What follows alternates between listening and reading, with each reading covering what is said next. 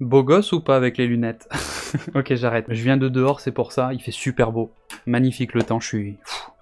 Ça fait du bien d'avoir des UV après tout ce temps pourri qu'on a eu. Bon, j'espère que vous allez bien. Ohayo gozaimasu minasan du coup, hein. Alors aujourd'hui, on est sur le format des histoires complètement folles. Voilà, c'est vraiment un format que j'adore sur la chaîne, parce qu'en fait... Là, on est sûr que les histoires que je vous raconte sont vraies, parce que on a plein de preuves sur internet, il y a des articles de journaux et tout ça, à la différence des threads d'horreur, où les histoires sont considérées comme vraies, mais voilà, on n'a pas de preuves, on n'est jamais sûr à 100%. Alors avant de commencer, je tenais à vous préciser que l'histoire que je vais vous raconter n'a pas de rapport avec l'horreur. C'est un petit peu le but de ce format, hein, c'est de diversifier mon contenu. Voilà, c'est tout ce que j'avais à dire, donc je lance le générique et je vous raconte tout ça.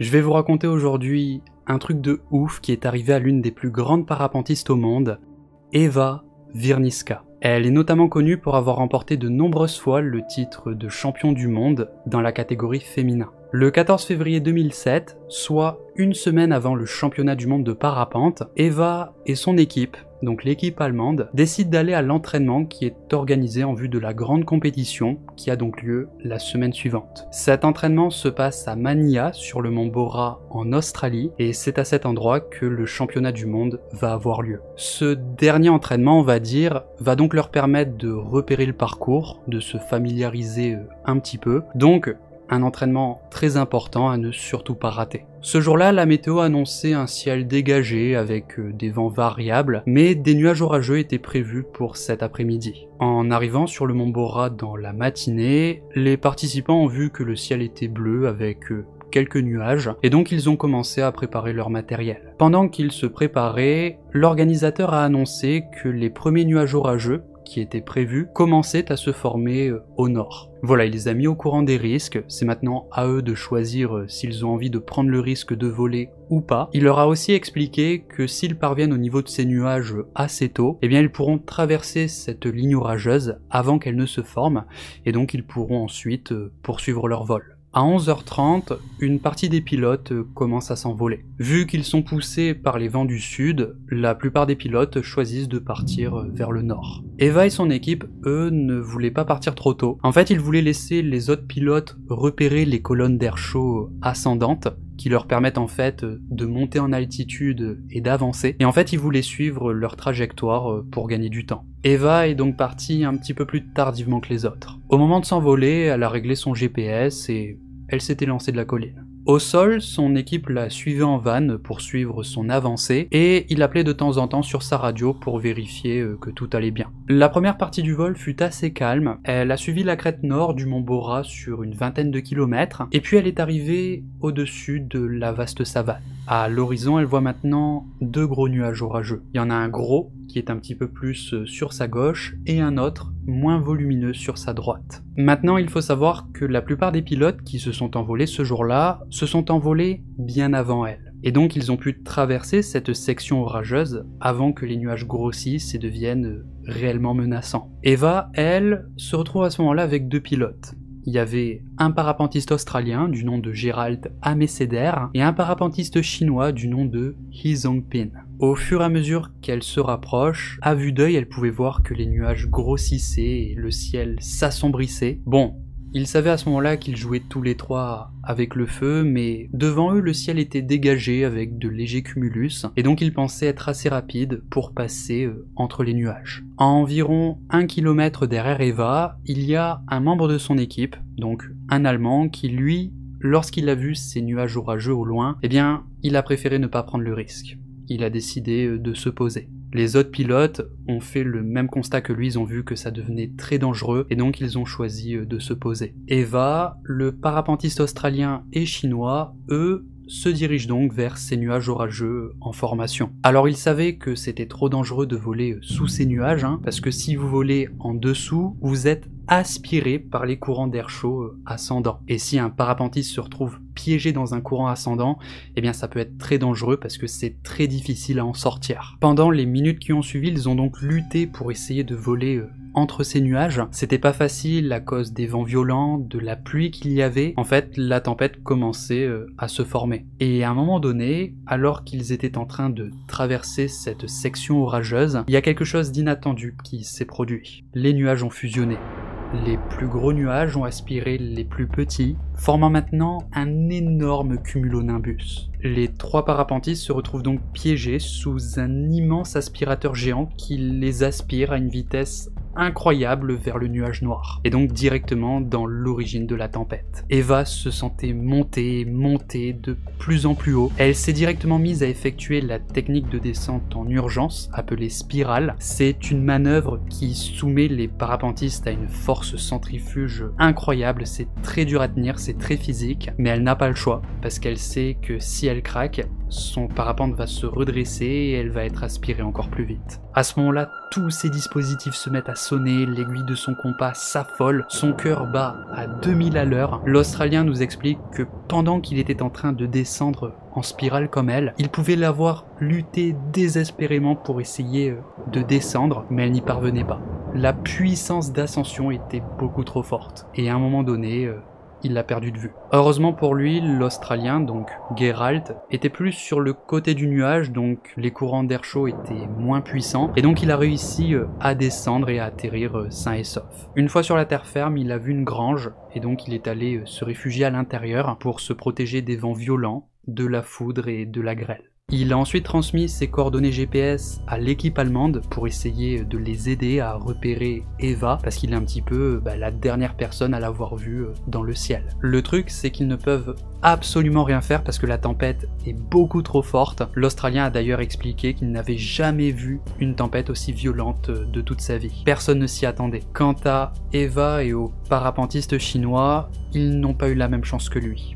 Ils ont été aspirés dans le nuage d'orage. Eva se retrouve donc piégée à l'intérieur de cet immense nuage noir. Elle se sentait monter encore et encore à une vitesse folle. Elle voyait de moins en moins bien et au bout d'un moment, il faisait complètement noir. Elle s'est mise à prier. À ce stade, sa vitesse d'ascension a atteint les 30 mètres par seconde. Elle s'est mise à appeler Stéphane avec sa radio. Stéphane, c'est un membre de son équipe qui suit son trajet avec la voiture. Elle lui a dit qu'elle était piégée dans le nuage à plus de 5000 mètres, qu'il pleut, qu'il grêle et qu'elle ne voit absolument rien. Et puis le signal s'est brouillé. Au bout d'un moment, elle était incapable de lutter davantage. Elle a continué de monter, à monter en altitude. Et vous savez, plus on monte, plus l'oxygène se raréfie, plus il fait froid, et donc à ce stade elle se rapprochait de plus en plus de cette zone que les alpinistes appellent la zone mortelle, c'est-à-dire au-dessus de 7500 mètres. En fait, c'est à partir de cette altitude que ton corps consomme plus d'oxygène qu'il n'y en a, et donc ton cerveau se met à déconner, chaque mouvement devient très lourd. Eva a atteint les 7000 mètres d'altitude, elle a continué de monter à une vitesse incroyable, son GPS a enregistré une montée de 40 mètres par seconde. Et puis, plusieurs secondes plus tard, elle s'est évanouie. Son parapente, lui, a continué de monter, à monter en altitude, jusqu'à ce qu'elle soit complètement au-dessus du nuage d'orage à 9946 mètres d'altitude, soit environ 1000 mètres au-dessus de l'Everest. À cette altitude, la température est de moins 56 degrés, et donc son corps était complètement congelé. En général, à cette altitude, le manque d'oxygène vous tue en 10 secondes, voilà, parce que tu peux plus respirer. Eva, elle, est restée à flotter à ces 10 000 mètres d'altitude pendant plus de 45 minutes, et sans équipement à oxygène. Donc, elle devrait être morte, mais elle a survécu. D'après les explications, son corps est entré dans un genre d'état d'hibernation avec le froid. Eva flotte donc au-dessus de ce nuage orageux à 10 000 mètres d'altitude. Elle est toujours inconsciente. Aucun être humain auparavant n'avait survécu à une telle altitude aussi longtemps, du moins sans masque à oxygène. Pour vous dire, aucun membre de son équipe ne pensait qu'elle était en vie à ce moment-là. Généralement, quand t'es aspiré par un nuage pareil, tu meurs autour des 6000 mètres à cause du froid, de la grêle, des turbulences ou de la foudre. Comme il fait extrêmement froid à l'altitude où elle se trouve, la voile et le harnais de son parapente sont couverts de glace. Le harnais pèse très lourd et à un moment donné, la voile de son parapente a cédé sous le poids de la glace qui s'est accumulée. Eva se retrouve donc en chute libre, elle est toujours inconsciente, elle tombe du ciel, elle est en train de retraverser le nuage d'orage à une vitesse folle, elle tombe à 200 km/h avec toute la foudre autour d'elle, toute la grêle qu'elle se prend dans la tête. Elle a chuté sur 3000 mètres et d'un coup, un miracle s'est produit, la voile de son parapente s'est redéployée toute seule. Eva reprend connaissance, certainement à cause de l'adrénaline de la chute. Au moment où elle a repris connaissance, elle ne savait pas depuis combien de temps elle était inconsciente, mais elle pensait depuis peut-être 1 ou 2 minutes, pas plus. Elle a regardé son GPS, elle a vu qu'il indiquait 6900 mètres. À ce moment-là, elle n'a toujours aucune visibilité, elle est complètement désorientée, elle peut à peine bouger à cause du froid. Elle a fait son possible pour essayer de voler droit. À ce moment-là, elle est au bord du nuage, mais elle court toujours le risque d'être de nouveau aspirée à l'intérieur de cette cellule orageuse. Elle décide de descendre lentement en spirale parce qu'elle ne peut pas se permettre de perdre le contrôle parce qu'elle n'aura pas assez de force pour corriger ses erreurs. Pendant 45 minutes, elle est donc descendue petit à petit et elle a commencé à apercevoir la terre ferme. Et puis, elle a atterri dans un champ. Une fois au sol, elle ne parvenait pas à se lever. Elle était trop fatiguée, elle avait extrêmement froid, donc elle s'est roulée en boule pour essayer de se réchauffer. Pendant tout ce temps, son équipe n'a pas arrêté de la chercher. Elle a de nouveau essayé d'utiliser sa radio, mais elle ne fonctionnait pas. Et puis, elle a entendu la sonnerie de son téléphone portable, qu'elle avait oublié sur le moment. La réception n'était pas très bonne, mais elle parvenait à entendre la voix de son équipe. Elle leur a transmis ses coordonnées GPS en leur demandant de se dépêcher parce qu'elle a extrêmement froid. En fait, à ce moment-là, elle était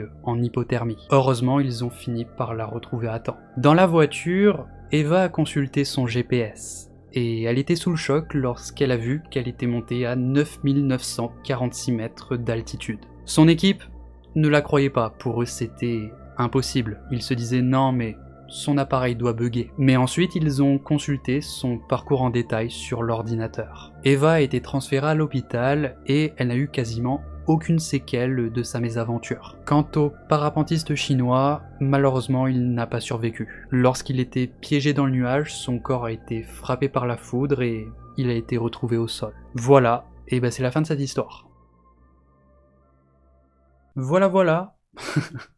C'est pas un truc qui me tente, le parapente. Alors même pas en rapport avec l'histoire, hein, pas du tout, c'est juste que moi, l'altitude, bah voilà, c'est ma pire peur en fait.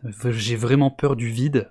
Pour vous dire, j'ai peur sur une échelle, enfin j'ai le vertige sur une échelle d'1,50 m. Donc voilà, je pense que je ne ferai jamais ça. Après bon, c'était pas une bonne idée, hein, quand tu vois des nuages noirs, bah t'atterris, hein, tu fais pas le con. Mais là en fait ils pensaient qu'ils allaient avoir assez de temps pour traverser cette section orageuse avant qu'elle ne se forme, et pour qu'ensuite ils puissent continuer leur route. Mais malheureusement, au moment où ils sont passés, les nuages ont fusionné, ils ont pas eu de bol. Du coup voilà, bah j'espère que la vidéo vous a plu les amis, hein, mettez un like si c'est le cas, moi je vous fais plein de bisous, merci à ceux qui ont regardé cette vidéo, et sur ce, moi je vous souhaite une bonne soirée, je vous dis à la prochaine.